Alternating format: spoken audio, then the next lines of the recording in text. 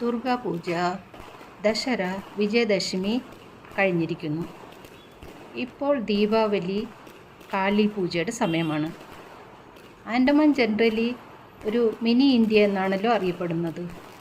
ഇവിടെ എല്ലാ മതസ്ഥരും, ഭാഷക്കാരും, സ്റ്റേറ്റുകാരും വളരെ സൗഹൃദത്തോടെ ജീവിക്കുന്ന ഇടമാണ്. ഇവിടെ റിലീജിയസ് ബയസ്, കാസ്റ്റ് ബയസ് ഒന്നും ഞങ്ങൾക്കറിയില്ല.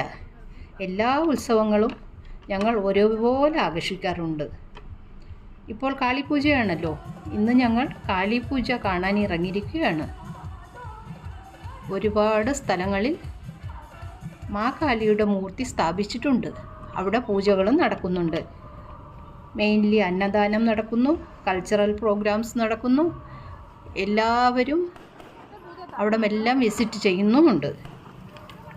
ഇന്ന് ഞങ്ങൾ പോയത് പോർട്ട്ബ്ലെയറിൽ തന്നെയുള്ള south point, civil wireless, Subhash Nagar, Machhi line എന്നിവിടങ്ങളിലായിരുന്നു.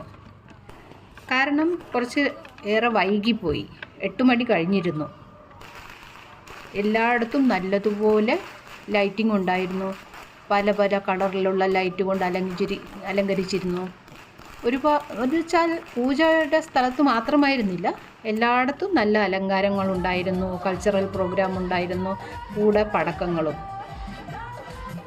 Everything was very well organised. No traffic jam, no road block, no overcrowding and neat and clean ആയിരുന്നു.